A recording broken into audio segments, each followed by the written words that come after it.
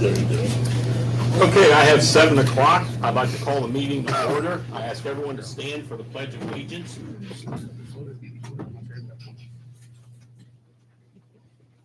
I pledge allegiance to the flag of the United States of America and to the republic for which it stands, one nation, under God, indivisible, with liberty and justice for all.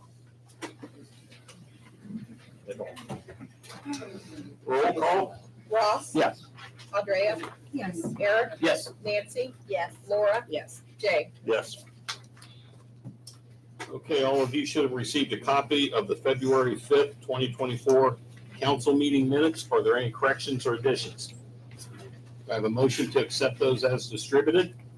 So moved. I have a motion by Laura. Do I have a second? Second. Second by Jay. All in favor say aye. Aye. Opposed? Motion passed. Everyone should have got the February 26th public hearing minutes. Any corrections or additions? Motion to approve. I have a motion to approve by Ross. Is there a second? Yeah. Second by Eric. All in favor say aye. Aye. Opposed? Motion passed. Should have gotten the February 26th special meeting minutes. Any corrections or additions? Motion. I have a motion by Andrea to accept the minutes as distributed. Is there a second? Second. Second by Laura. All in favor say aye. Aye. Opposed? Motion passed. Finally, everybody should have received a copy of the February 26th Committee of the Whole meeting minutes. Any corrections or additions? Make a motion. I have a motion by Nancy to accept the minutes as distributed. Is there a second? Second. Second by Laura. All in favor say aye. Aye. Opposed? Motion passed. Okay, up next, mayor's report. I think since we got a full house, and I think I understand why most of the people are here, I do have a report this evening. I think there's a lot of information out there that's been distributed. In fact, let me come on out there. I'm not gonna sit here all night. There's been a lot of information discussed in the, as far as the rezoning and everything else coming up here tonight. I know there's a lot of people are trying to figure out how we got into this situation. How do we wind up with warehouses over here? And it looks like a lot of the information been put out there isn't correct if you're looking at it on social media. And I just think it's time that we kind of clear the air, at least let everybody know and understand how we got here. And I want to say, first of all, I'm not trying to change anybody's opinion. What I say probably isn't going to be popular. And I'm not here to make excuses for the decisions made by previous councils or this council. But I think we need to get the information out here of what's actually been taking place around here. We had probably 2016, 2017, we had a farmer in the area decided they was going to sell their farm. It was a Lehman farm. There was 1,200 acres. The majority of it ran right through here between 104 and the Scioto River. Right there's another couple hundred acres of it. They had about 900 acres from through that. In fact, actually, it's right there all the way up, 900 acres. At the time they decided to sell that farm, it wasn't in the village. The village wasn't out shopping for land or anything else. But when a farmer decides they're going to sell their land and that sign goes in the ground, that's progress. Don't have to like it or anything else, but once he puts that sign in the ground, you've got to realize that's no longer going to be farmland. It's gone. Your view's gone. Your beautiful rolling hills are gone. You're going to be looking at either commercial development or you're going to be looking at residential development. Don't say I like it. Don't say I agree with it. But that's, at the end of the day, the village can't control whether or not he sold his land. He's the property owner. He can sell to anybody he wants to. Ultimately, that's what happened, 1,200 acres. Once that happened, the village had to make a decision. Either we annex that 1,200 acres or we don't. Stick our head in the ground and ignore it. And if we don't annex it, maybe nothing will happen. The progress will be stopped. That doesn't happen. Circleville tried that 20 years ago. Down there, they decided we like our small city. We like the farmland all around. We're not going to annex anymore. And they didn't for a while. And what happened? Walmart came down south of Circleville, where that Walmart sits, and that shopping center, and Bob Evans, Township. and the Sonic, and Kentucky Fried Chicken, B-Dubs. That's not in Circleville. They refused to annex it, but it still got built. You're not going to stop it. When that for sale sign goes in the ground, that farmland's gone. Don't have to like it. I don't like it, but you can't stop it. So at that time, the village had a decision. Either one, you annex all this, or you put your head in the ground and see what happens. And Columbus at that time was working their way right down 104 and right down Route 23. Columbus kept coming closer and closer. Grove City kind of getting closer also. So everyone's looking at that, and it's like, okay, what do we do? Well, if we don't do anything, Columbus is coming. And right now, today, Columbus is less than 1 mile from Commercial Point. They've got property 1 mile north of us on 104. So they are coming this way. The decision council made at that time, we're going to annex that. At least we'll have a little bit of say as to what goes in. Well, then as soon as council annex that, council has a decision to make. Do we want residential? Do we want commercial? That's the decision they then have to make. Residential. On this side alone, like I said, it's a 1,200 acre farm. You've got 900 acres. You go residential, 3.5 houses an acre. Do the math. 2,700, 3,000 homes right there. 3,000 homes could be built right there on that land. You do 3,000 homes, you're looking at what? 6,000 cars going to and from work every day. You do 3,000 homes, you're looking, 10,000 new residents come to Commercial Point. 5,000 residents in the city. That's 2 cities being built right there. Then you got to turn around and look, okay, what's that do for the police department? Well, you better double it at least. What's it do for the fire department? We got a brand new fire department now. You put 3,000, if they want to put 3,000 homes there, you'd have needed twice as, you'd need another station. I mean, that's pretty much it. And then you look at the school. 3,000 homes, you're going to stick 4,000 or 5,000 students in the school system. And we all know what's going on there right now. So that was the decision. That was one option the council had back in 2017, 18. The other option the council had was go commercial. Okay, we go commercial. Kind of like had 2 options, warehouses or retail centers. I'm sure everyone would love to see the Kroger's or shopping mall or something there. The population doesn't justify it, so that wasn't going to happen. That was completely out the door. So your only other option was going to be a light industrial district. So you're going to get light industrial or residential. That was the decision. Going light industrial, so once they kind of dug in, did the homework, you're going to wind up about 14 warehouses there. 14 warehouses, 3,000 homes. That's your options. The 14 warehouses, you ask the fire department, what would you rather see? 14 concrete buildings with fire suppression systems? Or would you rather see 3,000 individual homes? You ask the police department, you want 14 buildings full of employees or the residents? They'll tell you right away the residents. You ask the school, you put that there, not one student comes in. So I'm not justifying why they did that or anything else, but that was part of what the previous councils looked at when they tried to figure out what were they going to do with this. Okay, moving forward, you got this land right here.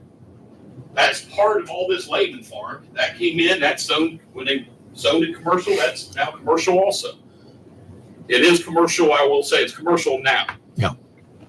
They looked at that, they looked at the same decisions, residential, commercial, which way you go. Well, it wound up, at the end of the day, that's commercial property. With being commercial property, we still can't get retail there. That's not gonna happen. They say we don't have enough residents to bring a retail center up there. So you're looking light industry, once again. Well, some of you may be aware of the DHL that was coming down here, was gonna go right on that property. And there was a lot of complaints and arguments, I get that. No one wanted to see it, especially everybody right across the road. Last thing they wanted to do is see 5 warehouses built there. Those 5 warehouses DHL was gonna bring in, you're looking, 80, 100 people warehouse. And you're looking semi trucks up and down the road 24 hours a day on Durant Road 104. The developer, K-Nova, came to us and said, hey, the DHL deal fell apart, which was kind of good. That didn't mean the development was going to stop, but it slowed it down. That deal fell apart, which wasn't a bad thing. Developer K-Nova comes to us and said, hey, we got another option now. We still can't get retail in there, but we can possibly get a data center in there. That wasn't possible before. Now we got an option with the data center. So, okay, let's look at the data center and figure out what's good, what's bad. The data center, they're looking to bring in 5 buildings. Okay, DHL is going to bring in 5 buildings. DHL, 60, 100 customers per or employees per building. The data center, they're looking at 25, 30 employees a building, spread out over 7 days a week, 24 hours a day. So you're probably looking at 6, 8 people a shift at the most. That's what would be coming in there. And that would be per building. Still no students, very little traffic, no truck traffic once it's built. So that looks like a better option than having a DHL or another 5 warehouses sit there. What's the downside? Downside is you put a data center in here, they use a huge amount of electric.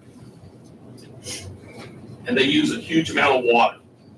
Those are the 2 biggies for a data center. The electric, that's a South Central AEP concern more than it is a village concern. The water, that's strictly a village concern. We have a lot of concerns with that.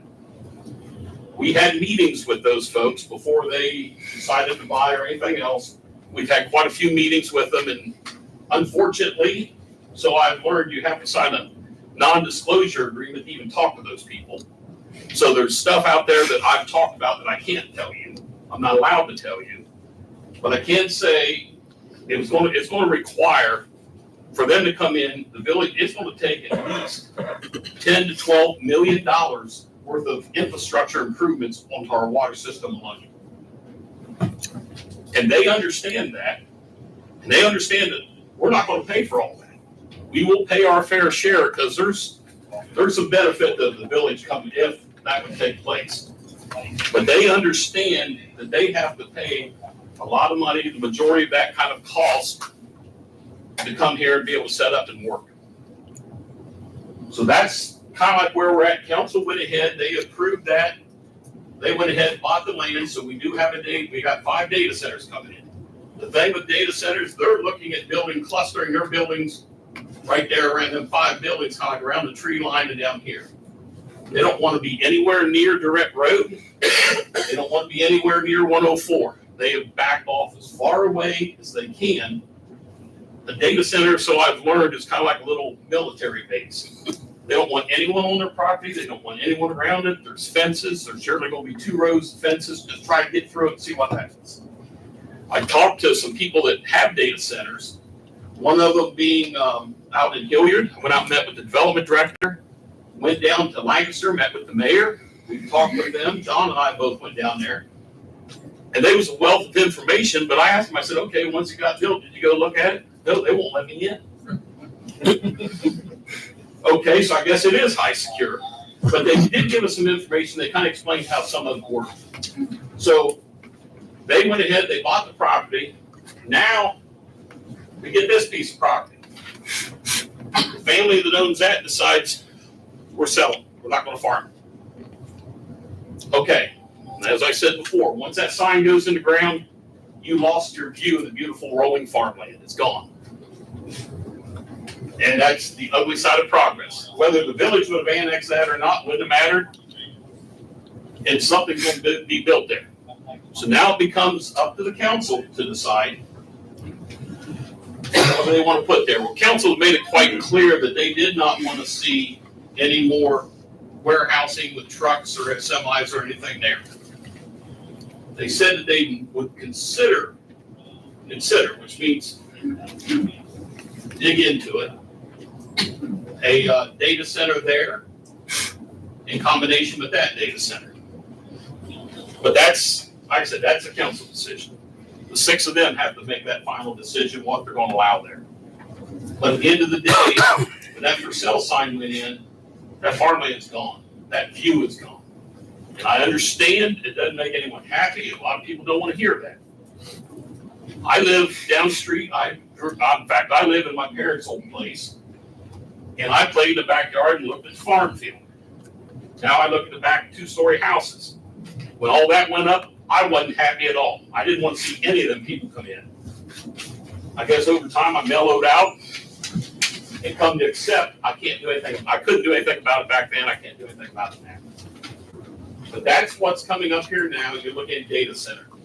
If this is a data center, and if this person buys this person was clustering everything here.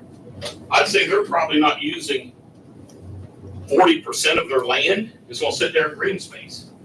Just because they back so far off of there and trying to back so far off of there. I'd say at least 30 to 40% of their land is not even going to be developed. It's just green space. If they take this, they're looking at building back here between the 2 trees. They're not cutting down any trees. Building there and circling around like this way. They're trying to stay as far off 104 and as far off that southern line as they possibly can. That's what they're looking at doing if they buy it. And if by having the same owner buy it, we've already dealt with them. We've sit in meetings, talked to them. They know what we can supply, what we have to have, what we require before they can even open shop. So we talked to them. We dealt with them as far as with some of this stuff.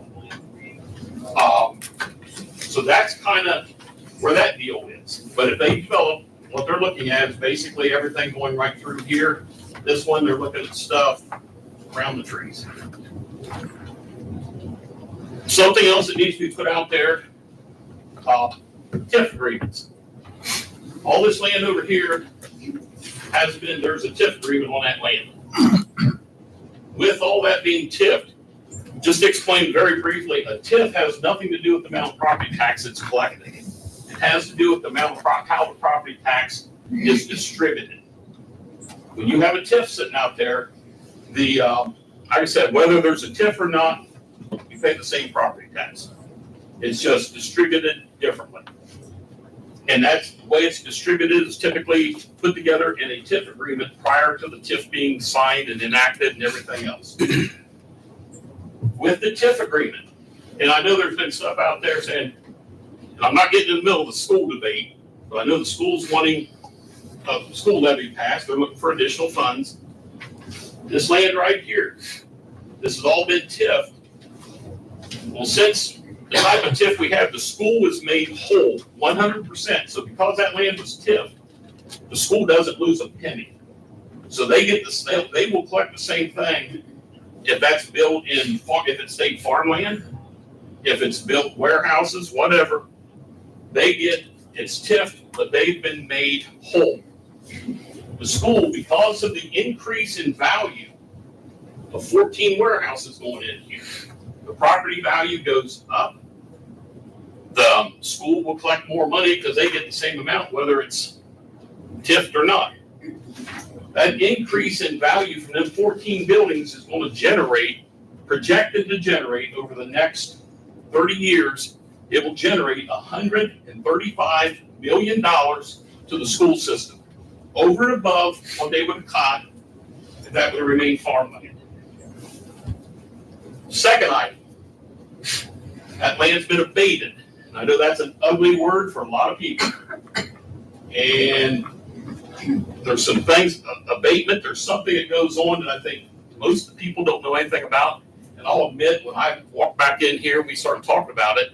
Until I did my homework, I didn't understand it. That property there has 100% abatement. So you think, oh, well, they don't pay taxes. They don't pay taxes, but they do pay side payments.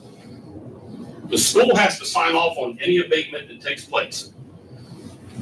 When that was abated, the deal was worked out. Now, the village, we're not getting any side payments.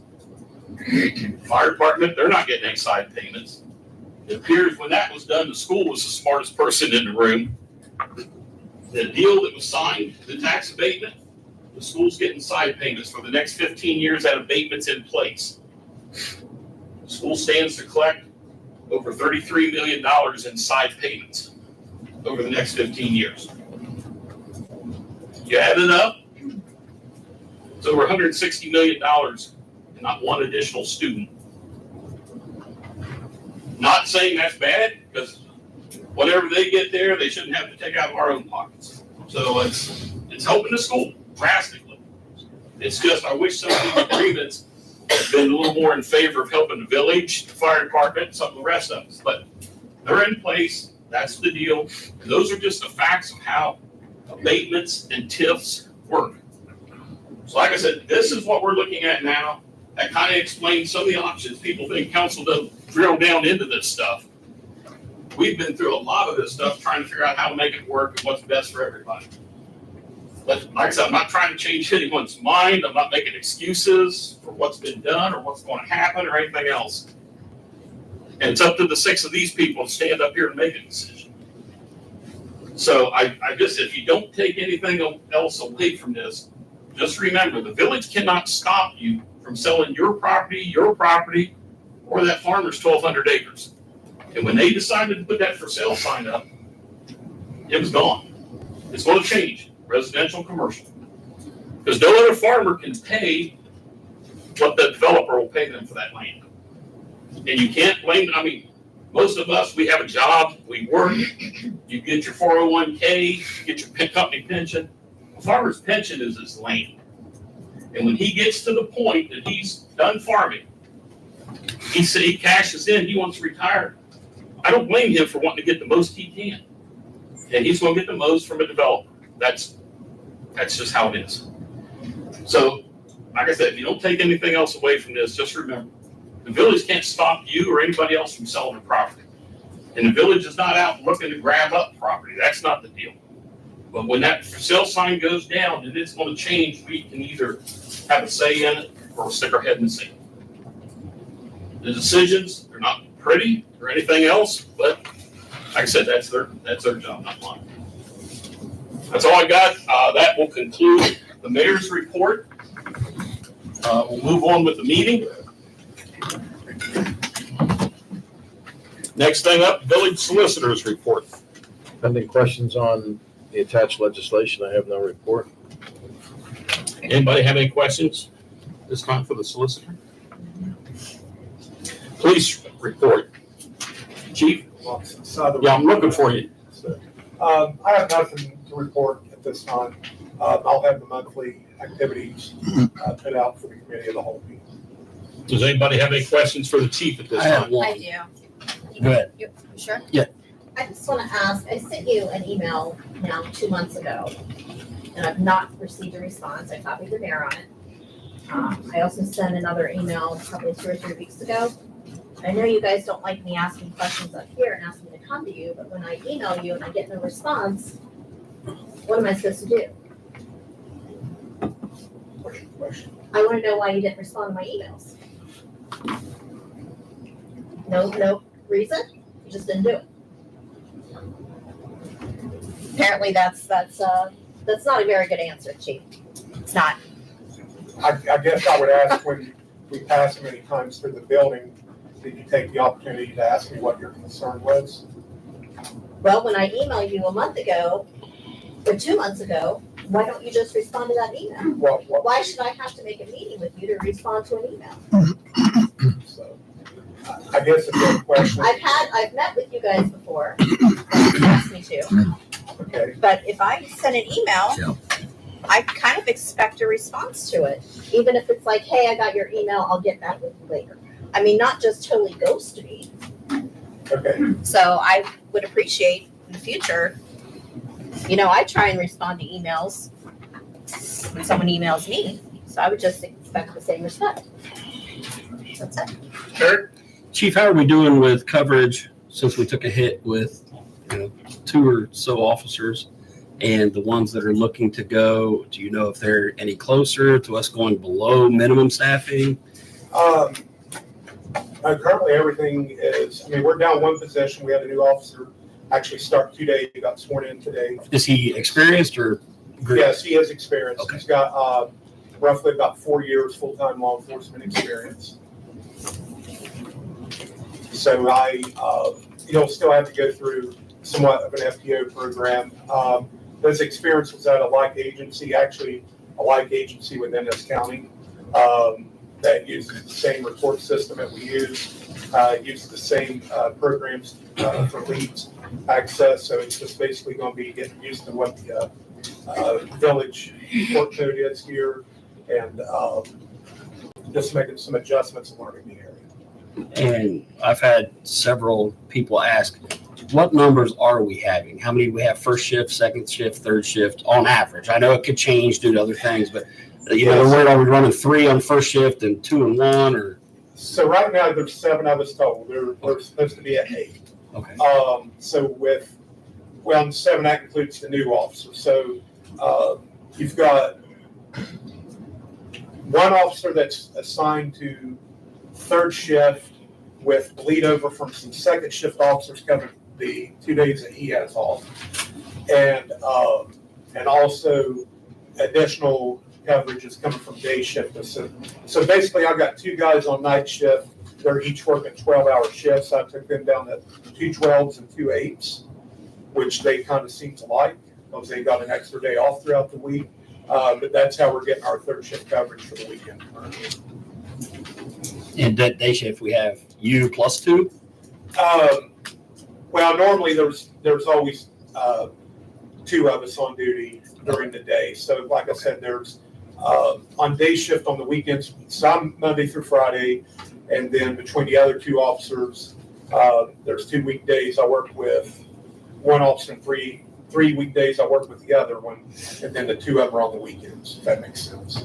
Okay, thank you. Anything else for the chief? I just wanted to ask you as a follow-up to my question. Is this common practice that you feel that they don't need to return emails? Do you feel that? No, and I think you know that, Nancy. That is not common practice. I know it's not. You're in here every day, every other day of the week. If you see the chief, stop him and ask him. But you think it's okay that 2 months he's not responded back to me? Did you respond back to him? He never responded back to me, so how can I respond back to Okay, him? this isn't going Well, anywhere. I'm just saying you need to hold them accountable and make them, We'll take your comments under advisement. I'm sure you will. Moving on, village administrators report. That's quite an active follow here with your presentation, but I'll just be very quick. I've got some updates on the existing wastewater treatment plant, trying to keep council involved. Our water plant capacity is 1 million gallons a day, and for the February, we used 437,000 gallons, about half capacity.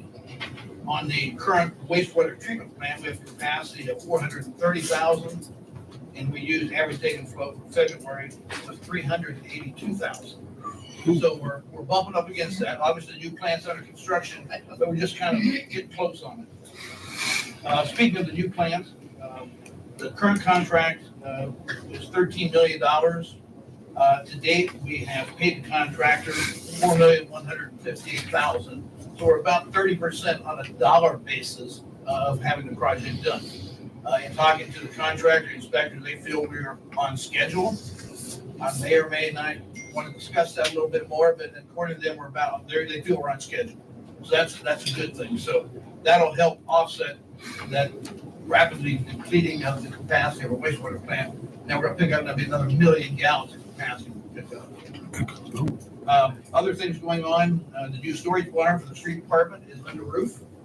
We're excited about that. We'll move into the other phases of it, the concrete floor and so forth, but we now have a building out there to store our equipment, which council has graciously allowed us to build that department up there. And I think we have a good department. We got a little bit of snow here the last couple of weeks, and I think Mike was out there trying to stay on top of it, spread salt and so forth. So he's a one-man band right now. That's our street department. He's, in my opinion, doing a great job for us. Yes. Street sweeping, that's coming around, time to do it. It's scheduled for the week of May 20th. There will be more notifications, signs. We do have a new sign board. The street department will kind of let the residents know, but that'll start the week of May 20th. The other thing that's going on, and just quickly, with all the developments going on, we had a meeting with the county engineer's office, trying to kind of share information, because a lot of things that happen, we're going as far as development of right on the township roads, county roads and so forth. And we want to make sure we have a method of we're passing information back and reviewing the traffic studies that are done. I had a good meeting. I think we got a positive response out of it. So that was a big step forward to get that all put together. So we're working kind of a team. And that's in my report. Does anybody have any questions for the I village? just have one thing. Yeah. I know I've been a thorn in your side since before I got on here. However, I want to say thank you for, with him being a one-man band, some of those have been addressed, and I've been notified that we're waiting on some signage, and I know the flashing signs, we're having connectivity issues due to their age, Yes. and I don't know if we need to update those or not, but I do appreciate you guys working that in during this busy season. I figure it's going to probably happen in the spring with some of the other things that need done. Yeah, there's quite a few things that we're trying to get caught up on, and no, you're not a thorn on my side, I appreciate the information. If you see anything else that, with your experience and so forth, please feel free to get a hold of me. We'll jump on and try to get it taken care of. Thank you. Thank you. Okay, thanks, John. Village engineers report. Susan? Thank you, Mayor. So we have 2 projects currently in construction within the village. We have Walker Point, just across the street here, working on section 4. They have utilities in the ground. They're currently working on testing, disinfecting the water line, et cetera. So that's moving forward. Second project is Foxfire, Phase 3, Part 1. The roads, of course, are constructed. Utilities are in the ground. They're in the process of cleaning out the sewer line to get that tested and approved. Also, tomorrow, they will be disinfecting the water line so we can pull samples, make sure that it's properly tested, and we can accept the water line as well. So things are progressing. Any questions for me? Okay, thank you, Susan. Zoning administrators report. I've already sent a report in, but I want to add a little to that, along with what Susan said about phase 3, section 1. We decided there's a moratorium right now on building until everything is completed and the punch lists are completed. So there is no building. There is one that slipped through the cracks out there, but other than that, there will be no building done until that happens. And also the tree removal contract will be going out. We're ready for that as soon as we get the money set up from the new budget. Okay. Any questions for me? It's great. Thank you, Jim. Okay, thanks, Jim. Fiscal officers report. Wendy? The only thing is audit starts next Monday, so you guys might get some emails from the auditor asking questions. I just ask that you respond to them. Does anybody have any questions for our fiscal officer? Been there, done Thank you, Wendy. Legislative reports. Nancy? The only thing I wanted to mention is, like the mayor mentioned, there's so much on social media that's not true. One of the things that was said is that we passed an increase to Rita last Monday. That absolutely did not happen. We've not even discussed raising Rita in the 3+ years I've been on here. So I just wanted to make that known that we did not increase your Rita fees. So that's it. Okay, Ross? No, the only thing I might mention, if there are folks in the audience who are residents of the village, I appreciate your interest in being here. And sometime during this year, we're going to be needing some committees filled and some work done. And I'm hoping you'll show that same degree of interest when it comes to participating in what we need to have done in the village. Thank you. Okay, Eric? Nothing at this time. Andrea? Nothing at this time. Jay? Nothing. Laura? I have nothing. Okay, moving on, Parks and Recreation. Nancy, do you have anything for the village? I don't. Okay.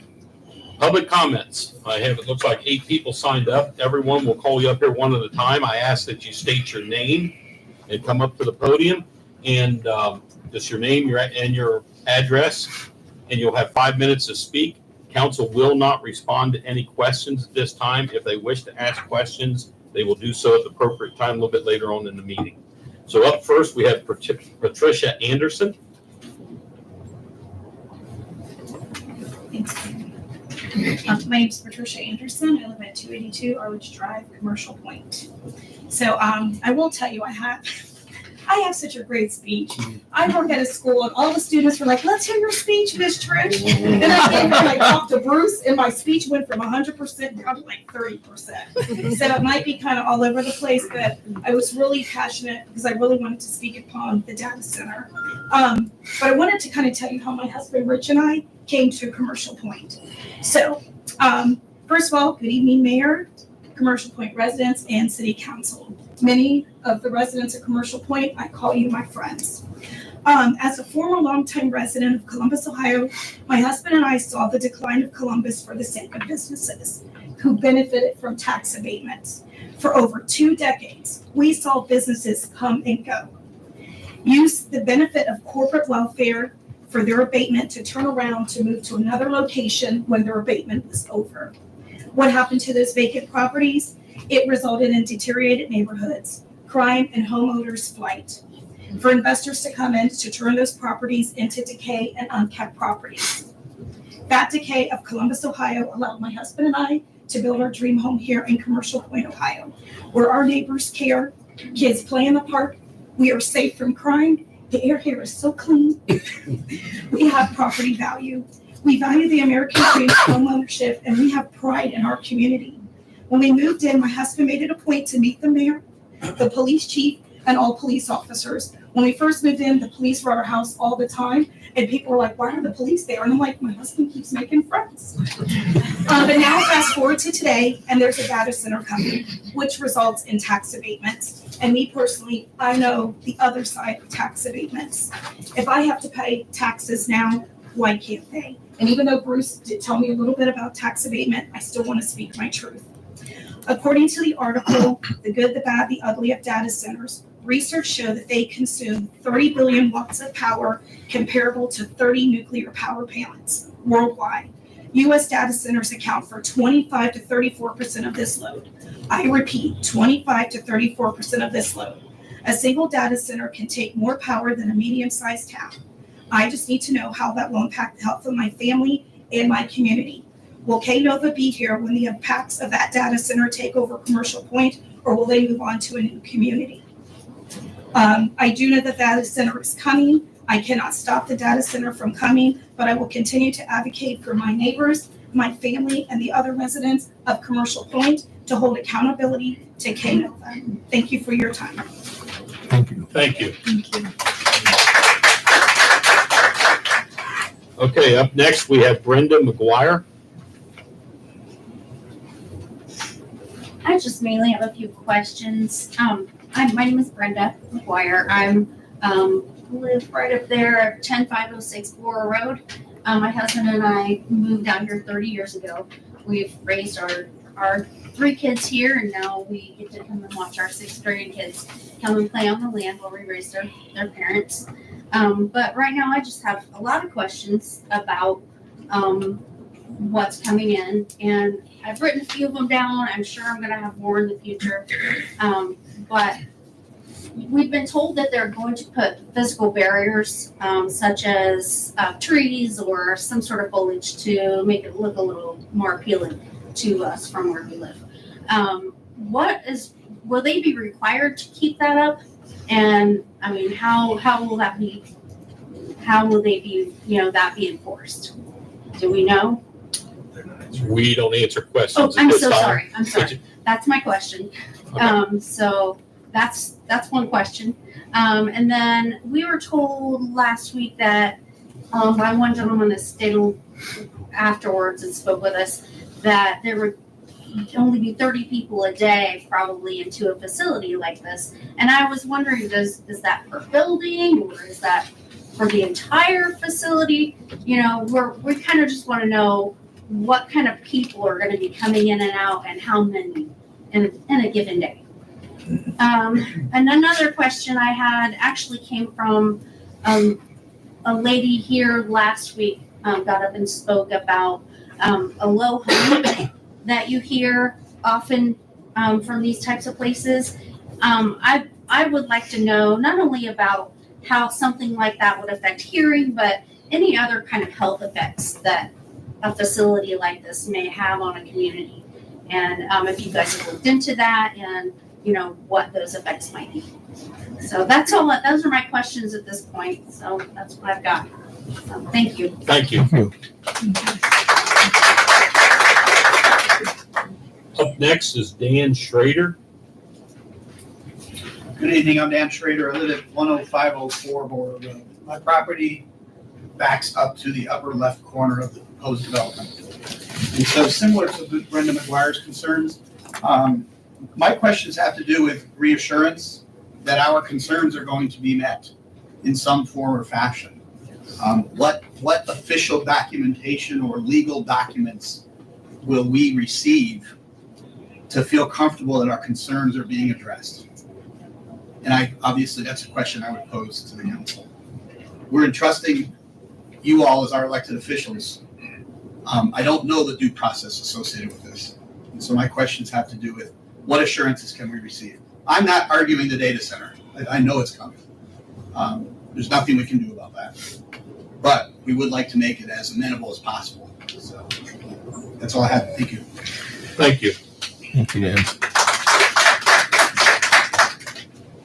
Okay, up next, Mr. Morris. Well, I don't have a whole lot to say, but much of what I would like to say has been said. It's quite an act to follow, by the way. Mayor, you've done a pretty good presentation, let me say that. Covered a lot of ground, filled in a lot of blanks. I kind of wish one of these had been sent home with everybody last meeting. Maybe they were and I didn't catch that. But if they had, you can study that and then answer the questions. You wouldn't have to say a whole lot right here. My general opinion of this whole thing right here, if everything would go off like it's planned here, like my neighbor just said here, this seemed like a pretty nice arrangement. There's an awful lot of green area to this. If you call some of those ponds they have there, retention ponds and everything else that isn't the building with activity in it, there's an awful lot of green section there. And there's quite a bit of buffer, meaning space between what the business part of this is, the buildings, etc., and then the homes. It's quite a bit of space, and mine included. And I'm right next to where Dan Schrader is, that upper left corner right there. Yeah, that's pretty well described it. With the little space we have and the space over to the buildings, there's quite a bit of space there. So this all looks pretty comfortable to me. I don't know if we could look around the areas we know of around the Central Ohio area and compare this to that. I'd say it compares favorable. One comes to mind. We know the situation at Ohio State University and their farm program in the area of Lane and North Star Road. You know that area up there? Well, just west of North Star Road is all residential. And I would think they have the same concerns we have right here. Just the other side of North Star is all the area that Ohio State controls, and they control it very well. There's some vacant ground there, obviously some intention to make a good buffer between them. But that's about what has happened here. And so I feel somewhat comfortable with them. The only concern is, like Dan said, there will this actually happen like this. And that's really about all I've got to say. I've seen some of the communities, and I think the mayor alluded to that when they talked about Circleville, or with some bad planning in general, in various ways. And I've seen that the Grove City area. They go look at every community, and you'll notice there's something that didn't go quite like you ought to. But I think you're making a good attempt to make this work, and that's all I've got to say. Thank you. Thank you. Up next is Robert Brooks. Hi, thanks again for the opportunity to hold the meeting, and thanks for listening, both last week, tonight, and in the future. And Mayor, thanks for the explanation, it was helpful. Totally in agreement with landowners' rights. You know, landowner has perfect right to do with their land what they choose to do. I also realize that development will continue, as you said, not only here, but everywhere. I would only ask that, you know, as I think about this now and think about it in the future, because there is farmland around our area, that there be appropriate buffer zones created. I don't know what that looks like, what that is, but, you know, I know that there are negotiations that will go on with the developer, assuming you guys, you know, put this forward. And I would ask you to be tough negotiators and please keep the welfare of the residents top in mind when you're thinking about, you know, what this is going to look like, how it's going to impact the residents, because precedents do get set. And, you know, it's not, you're negotiating, the outcomes will not only affect the current item under discussion, but future ones as well. So again, thanks for having the meeting. Appreciate it. Thank you. Thank you. Up next, Kevin Kelly. Hey, Council, I'm Kevin Kelly. So about 6-7 months ago, you guys eliminated the part-time officer positions. I was actually contacted by the chief a month ago, asking if I was happy with my current job because he was losing officers. A week or two after that, I got a phone call from another officer that's currently here saying, hey, you should ask for Officer Doberman's resignation letter. When I spoke to you guys last summer, I said if I became full-time here, I probably wouldn't last much longer either because some things that officers are leaving for, they're not happy about not being able to wear external vests. There's a lack of training, lack of able to do special duties. I guess apparently the schedule's still messed up. The mayor gave an excellent presentation about the development over here.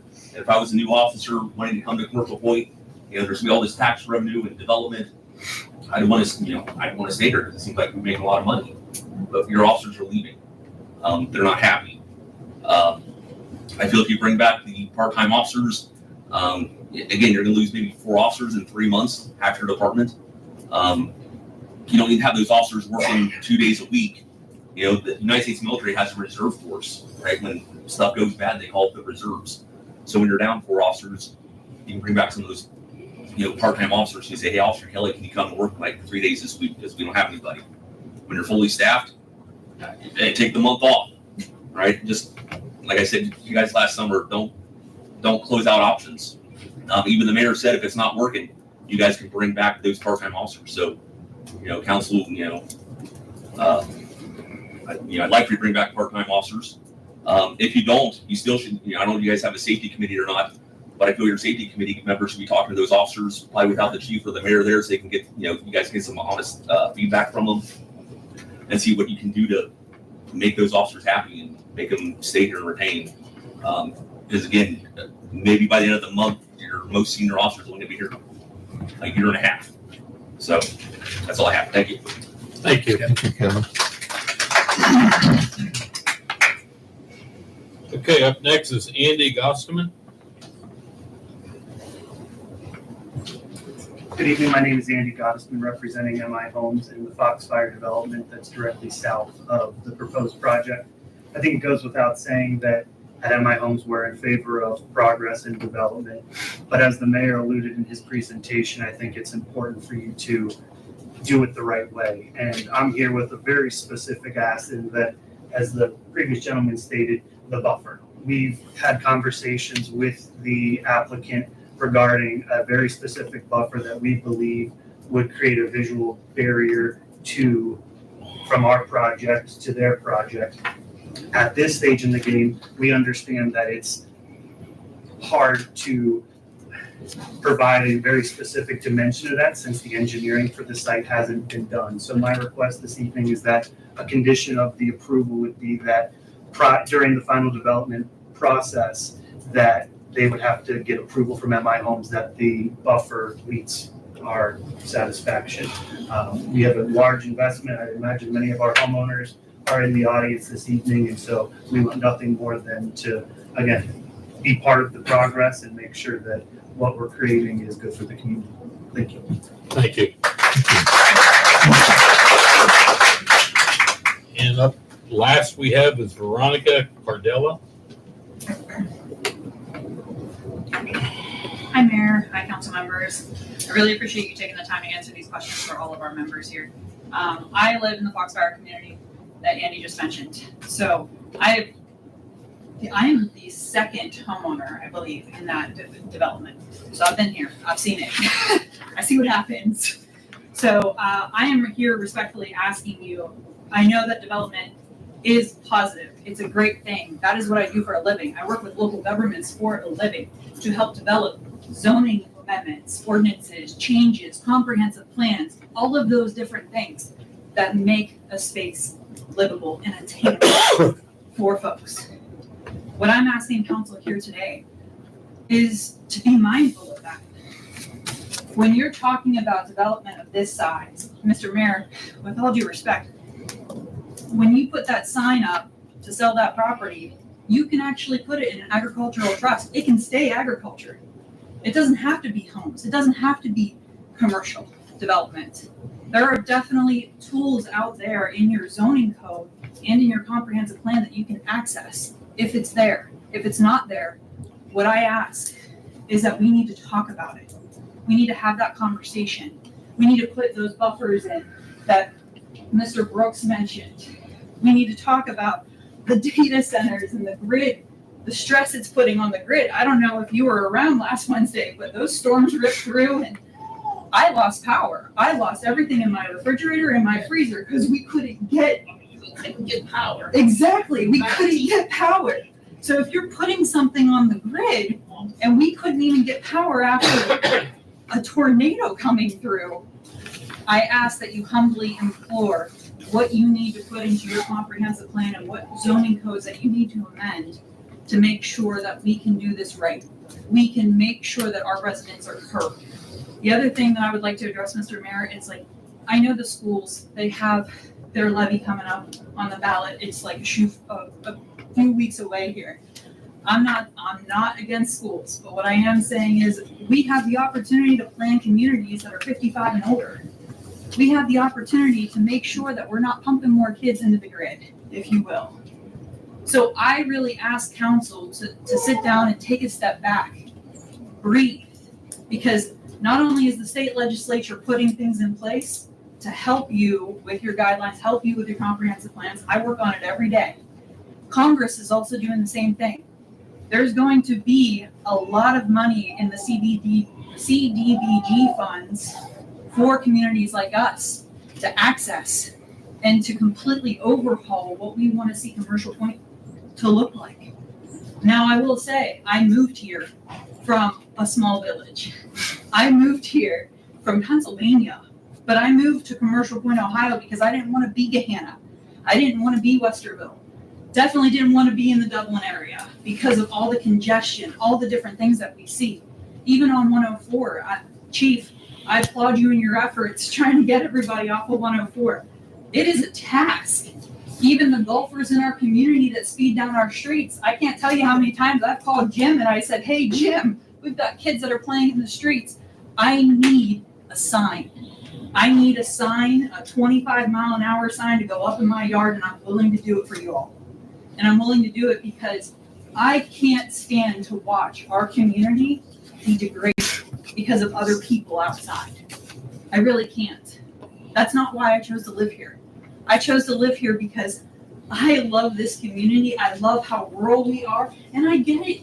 Columbus is coming. It's scary. But we can certainly put those stop guards in place.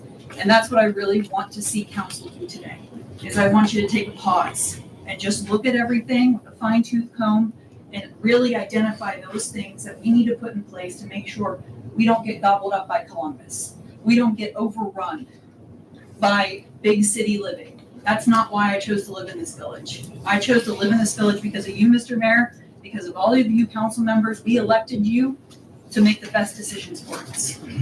That is all I'm asking.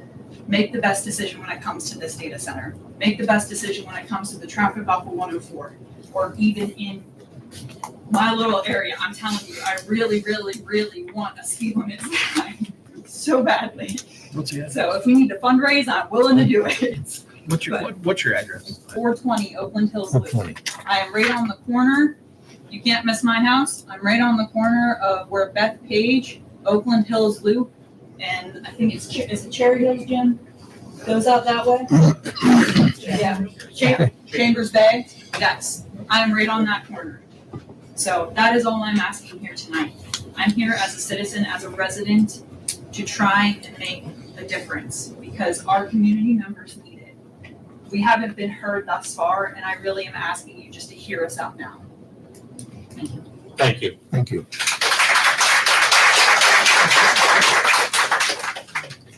Okay, moving on. Next item we have up on the agenda, Ride for the Cure.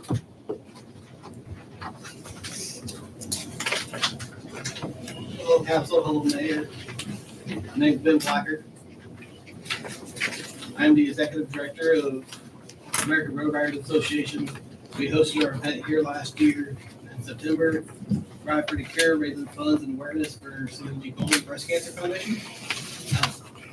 Asking to see if we can do it again this year. I think everybody's had the itinerary for this year. If you guys have any questions. I think that's it. He turned in his special events permit. I gave it to Wendy, so he's done that. Oh, good, okay. I think the That was consensus the was only, none of us had an issue with it. Says time will still be the same from 8 to 5, and we'll take care of everything on our end. You guys just get into the event. Yeah. We're hoping to do it a little bit bigger this year. We're going to include a motorcycle ride. So I know last year we had just the bikes coming to the bike show. Right. We're going to try to incorporate more motorcycle riders to actually go out and do a hour-long loop to come back and do the festivities. I do have a question. Are we okay to do this with road closures and stuff still? This is the way the system is set up now. Council,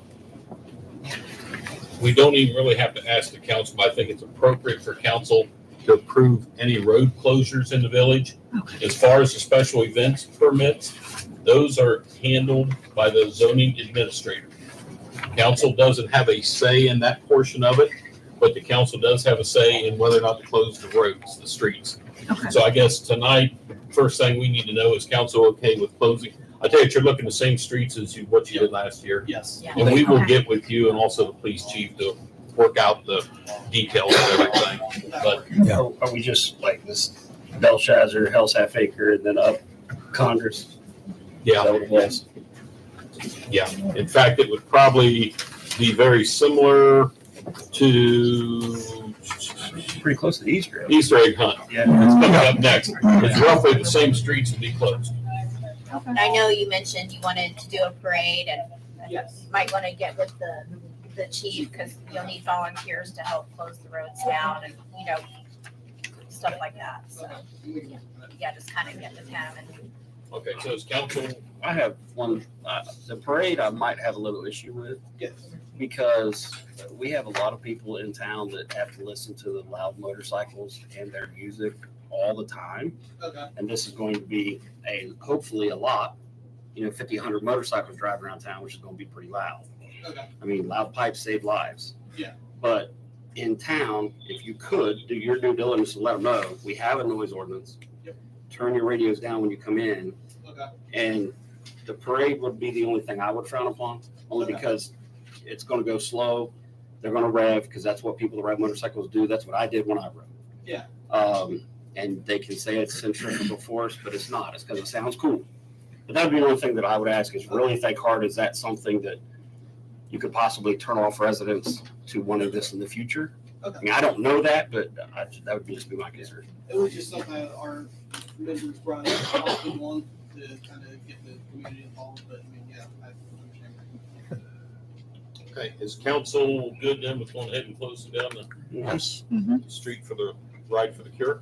Yep. Okay, Yes. we'll be in touch with you and work out the final details and get that all set up and everything. Sounds good. Thank you. Thank you. Next item, the proposed utility pay chart. We discussed this at the committee of the whole meeting. Yep. Is there any other discussion about this? If not, do we have a motion to accept this as distributed? So moved. Have a motion by Ross. Is there a second? Second. Second by Eric. All in favor, say aye. Aye. Opposed? Okay, motion passed. We will make that a part of the administrative employee guidelines handbook. Up next, Easter egg hunt, street closures. You've got a copy of that in front of you. In fact, might as well run through all, you got all three of them in front of you. One for that, one for the homecoming parade, and one for the August car and bike show in concert in the center of town. You've all been given a map with the street closures that would be required. Is there any questions or concerns with any of these at this point in time? They're basically the same thing we've been through before. My only question is, with the car and bike show and the homecoming, are they gonna follow up and file a special events permit with Jem? Yes, there will be special event permits filled out for all of these, all three of these. Okay, I wasn't sure since the Yeah, that- Easter egg hunt didn't have food trucks, that's really what was And required. there will be, Okay. we're still gonna have special event permits Okay. filled out for everybody. In fact, we kind of got into a thing, we didn't really have a good special event permit form. So we have a new one that was made this past week, so we will have everyone filling that out and Okay. getting all that taken care of. So is council okay? I have one request. Yes. Last year, they closed Congress Street, and that's where they put all the cool cars with big loud stereos. So the entire time, it was nothing but high decibel stereos for the whole 6 hours. Those were the last cars that came in. That's the only reason they were parked there. It wasn't planned to park there. Well, There's no place else for them to park. Are they there for a stereo show or for a car show? These are people we've never seen before at any of our car shows. Okay. And there was, I think, 4 cars that showed up that were all loud It stereos. sounded like 40. Yeah, they had massive stereos. in So them. is that something that we can try to curtail either through the chief or, I mean, we have the noise ordinance that, 4 cars. Is that something we can Probably maybe? I'd just tell them to crank the music down. Now, I don't mind every once in a while, but for 4 hours No, straight, yeah. These were cars we've never seen. They just came from nowhere. And with the car show going on, there's a free concert in the center of town that night as well, and they had a band playing during that time. So there's no reason for them guys blaring music all day. So, thank you. Point well taken. Okay, moving on. That'll take care of those 3 items. We get to legislation. Up tonight, up for our first reading is Resolution 05-2024, a resolution to make permanent appropriations for current expenses and other expenditures of the Village of Commercial Point, Ohio during the fiscal year ending December 31st, 2024, and declaring an emergency. I have a question. Actually a comment. I spoke with Mike because I was talking to him about something else we're gonna use to mark lines. And I asked him about the Kubota. And what I didn't realize till I verified that is that we actually budgeted for that Kubota last year. And it wasn't purchased. So with knowing that, personally, I'm okay with doing that, but being that the utilities department's gonna use it as well, I would like it to be part of it come out of streets and part of it come out of utilities. And that's how it was presented last year, that it would be split between those 2 accounts. I was gonna wait till the cow, but I went and looked at this golf cart, and it's not safe. We're gonna have to put $5,000-6,000 in it to get it safe and make it street legal. Since it was asked for last year, I mean, we can discuss it at the cow, but I mean, I think we should just say, go ahead and order it. Well, right here's the budget. We didn't take the We money didn't out. take it out though, so it's there. We kept it in there, so I say we kept it in there. We can just spend it.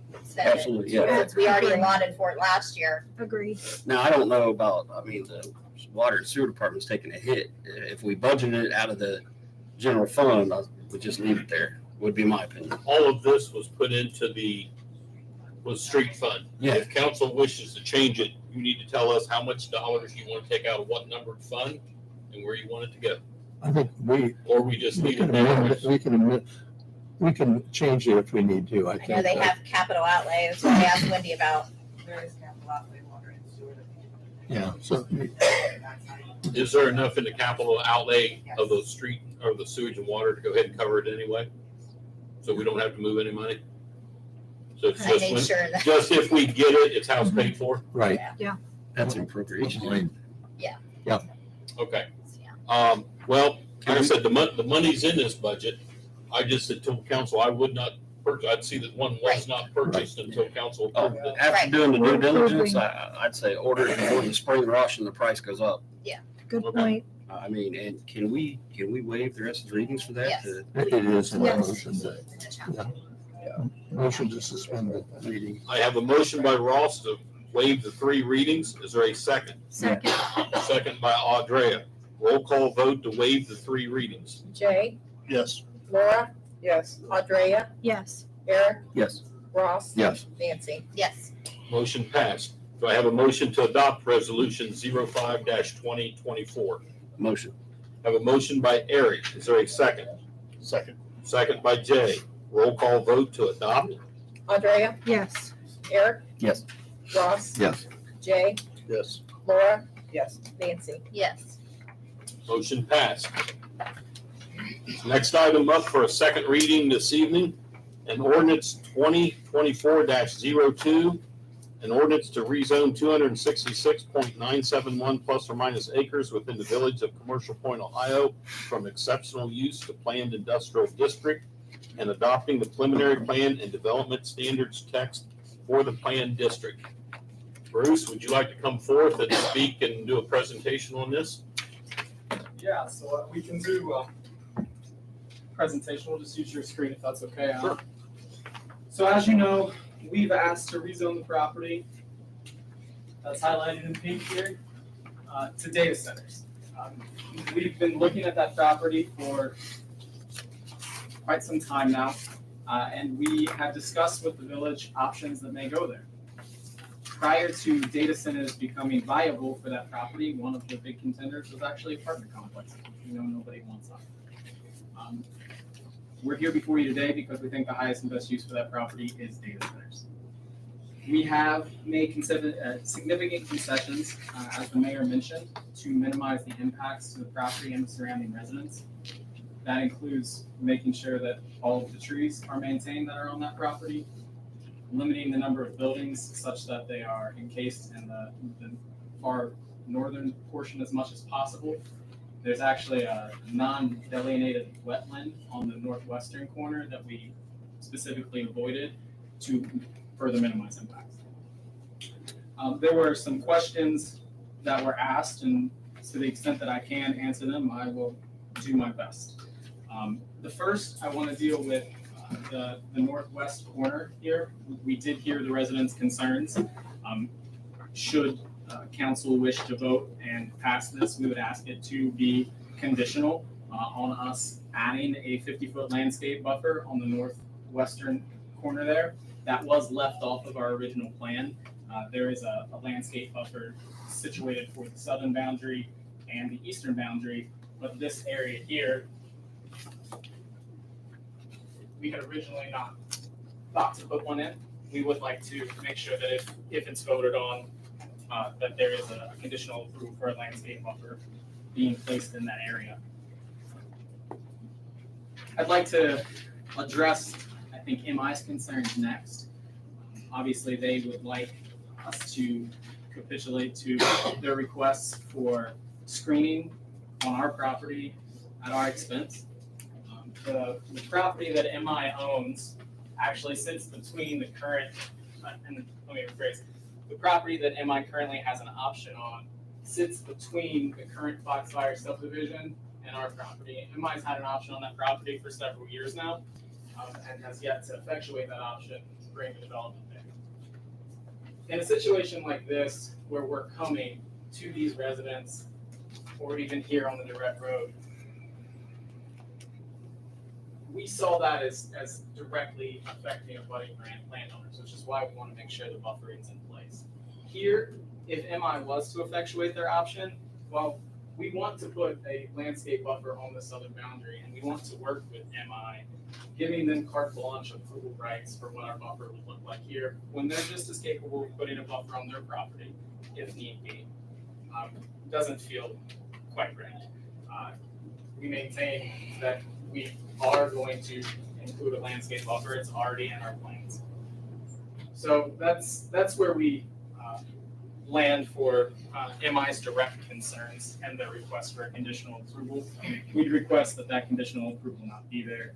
Again, having a third party dictate whether or not we've supplied sufficient coverage, that's a council issue. That's a council decision. That's a major site plan issue for a third party that's sitting out there holding approval rights over whether or not we can develop a property. Doesn't seem as if that should be put into the zoning. There was a question related to the power usage for the grid. We don't deny that data centers are large power users. We also are very aware, I'm very aware, my power went out too during the storms. The benefit to a project of this nature, they're investing billions of dollars. A lot of those dollars will go into power infrastructure upgrades.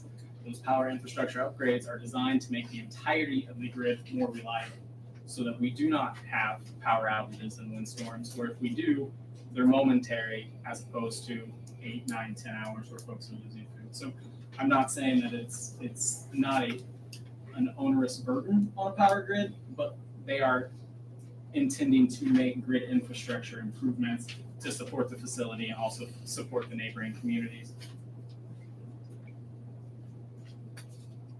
There was a question about how many folks we'd be looking at, and I think the mayor hit it squarely on the head. This was the least impactful development of any that have been proposed for this area. As he mentioned, DHL, when it was looked at, is going to be significant traffic and employees. The employees that we're looking at for the data centers, it's about 30 to 35 employees per data center. That's split over 3 shifts, so 10 to 11 folks. Those are going to be tech white collar jobs, folks supporting the computer components that lie inside. So you're looking at maybe 130 employees a shift. All of the traffic is planned to be taken off of 104. No impact to the Brett Road, only 1 to 2 entrances onto 104. So rather minimal impacts compared to other potential options for the development of that section of the property. I think those were most of the concerns that were brought up by the group today, but we wanted to make sure that we could address any questions that council might have as well. I know you guys have been putting a lot of effort. Obviously, this isn't new. As the mayor mentioned, unfortunately, the village was under an NDA for a while, but this is a project that you guys have been looking into for about 7 months now. So I don't want anyone, especially your constituents, to think that this has been something that's been taken lightly or the council hasn't put their thoughts in. A lot of the information and a lot of the changes that we've made came from council's feedback and their own investigations outside of anything that we presented. But I wanted to make sure we had an opportunity if council members had any questions or concerns that we could address today. I do have a question. So something that many of the folks that got up to speak tonight brought up was the fact of assurances. So is there a way that we can assure them that if we go this route and we do this, all of the things that they're concerned about with the buffers and stuff, that is going to be in the contract and you guys have to abide by that, right? That is the reassurance for them? That is correct. I would say that that's probably best comes from the village solicitor to reassure them and explain how that works. But from our perspective, the landscape buffer that I mentioned that we've already included into our preliminary site plan is in addition to the one that we've mentioned that we would want added in for the conditional approval on the northwestern boundary line. Those are incorporated to the site plans. There's also development text that limits our usage specifically to the data centers, which was council specifications. It doesn't allow us to subdivide that lot, so we have to be one user. It limits our access to one access point. Those are all changes that after reviewing it the first time council wanted us to change. All of those are incorporated into the development text, and those become binding upon us, our successors and assigns. So what that means is if they were approved, whoever owns that property must abide by those unless they come back to council for something else, but that would involve another full public hearing. And there are multiple steps left in this process. I know there were some current concerns that have been brought up over what the cooling system looks like, what the noise levels are. All of those things are kind of more engineering specific. Ross had some very good points about drainage and whether or not the properties were capable of drainage in a manner that would not impact other residents. Those are engineering concerns. So the next step, if rezoning was approved, and we're successful in marketing it to a purchaser who wants to develop the data centers, they would then bring in their engineering plans that would have everything from aesthetic images from the elevation drawings to the building materials, noise mitigation, the cooling systems, and the drainage. Again, Ross pointed out, all of those would be flushed out by the technical review board to make sure they're in compliance with the requirements both in the zoning code and in our development text. So I have one more question for you. It's something that was brought up at a previous meeting. It was the issue of light pollution. Do you know, I know that the mayor had stated, and I know data centers myself very well, they're kind of like their own little military base. They don't want a lot of attention. What kind of light pollution do you know of that would be included, or is that pretty minimal because of that? So I would say that because of their setbacks, it is pretty minimal. We also have, again, one of the things that came out of our original site plan on the northwestern corner of what we can now call the AWS property. That property required restricted heights on the light poles, as well as a restricted, I don't know the technical term, but light output from those fixtures. And that has been incorporated into the development text that would be on the southern property as well. Okay, thank you. We discussed, there was a question of people had concerns of, will the electric be buried? Will they have big lines above them? Do you have? So what I can tell you is that these facilities obviously do have a significant power and power draw, which means there are some above ground facilities that may be required. Again, based on council feedback, those are incredibly limited and must be, we must provide evidence. Whoever comes to develop this property must provide evidence that it is absolutely necessary and critical to the development for it to be above ground. Otherwise, it must be buried underground. That's incorporated into that development text. That's also binding on the property. Bruce, the South Central Power gives most of the power to Commercial Point in our area. If I understand correctly, this is actually going to come from AEP. Yes. So it won't directly affect, even though all the grids are connected, it will have less chance of affecting us because it's coming from the AEP side. Is that correct? Well, I would say yes and no. You're correct in that most of the villages served by South Central Power, I think the residents who were affected by the long-term outage this past weekend were AEP residents, if I'm not mistaken. But both South Central Power and AEP draw their power from AEP transmission, and AEP transmission's infrastructure is what would be upgraded. So it's actually the feeder lines that go to all of our distribution systems that would be upgraded to serve the regional area to facilitate this sort of a development. And the one thing that was brought up, I believe it was last public session, was the steam or this, and I think people as they drive 23 by the Racinos looking at the Google Gigaplex, and that's from what I understand, is a totally different process. And they cool 24 hours a day, to where AWS is usually at night, and they use a different process. So we're not going to have the continuous plumes of steam. Is that correct? What I can tell you is I'm no engineer, so I'm going to tell you what I do know. I will tell you that yes, that's a Google facility. The facility that is going to go up here that's already been approved is an AWS facility. They are much different. The AWS facility, the one that I would recommend, and I think a lot of council members have already driven past and looked at, would be the facility off Hayden Run Road. And you'll see that their cooling systems are much different. Their cooling systems, instead of being flat chiller units, at least again from a layperson's perspective, appear to have mitigation measures for that very steam issue. They look kind of like stacks that come off of their cooling system. But yes, only obviously we haven't sold the ground to the south yet, but I can tell you that for the ground to the north where the data centers will be going, that AWS is on the cutting edge of technology. When you do your research, as I know you all have, when you look at what they've done, they've developed their own materials in order to mitigate sound issues that they incorporate into their buildings. They have cutting edge technology for their chiller units to prevent noise and other issues.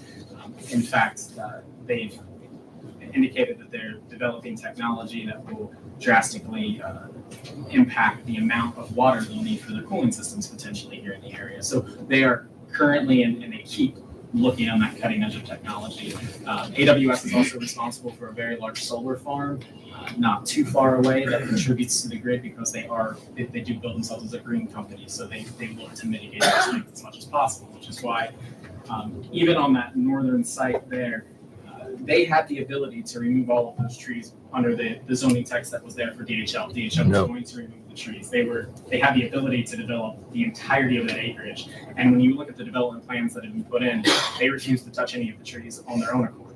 They didn't have to, they could put another building in, but that wasn't their model. That wasn't their, and we've seen that with many of the data centers. If you look at the Google data center that's being put in, while it's much different, they still make it as unobtrusive as possible. It's very secure, but they put a non-obtrusive fence up along the roads on the boundary lines, and then they make sure that their security perimeters are inset so it's not affecting the residents as much as possible. And I would point out that the Hayden Run Road facility has been up and running for quite some time. It's currently across the street from a high-end residential subdivision in Hilliard. I believe the closest home is about 350 feet away, and there's also a preschool that is functioning in that general vicinity right across the street from the center. I know Alan, the mayor, did speak with the Hilliard, and I'm sure he can speak to whether or not he was able to find out if they had any huge complaints or concerns from that facility. But that facility has been up and running for some time. And in fact, that facility incorporates what they call double-decker data centers, where they're 2 stories high, so they're almost 40 feet taller than what we would be able to even put on this facility. And if my calculations are correct, there's 0.23 miles from the homes at MI to where the first building would sit. I don't have those numbers. Give me 2 seconds, if you will. I might have those It's numbers. about 1,500 feet. Somewhere. 1,500. So from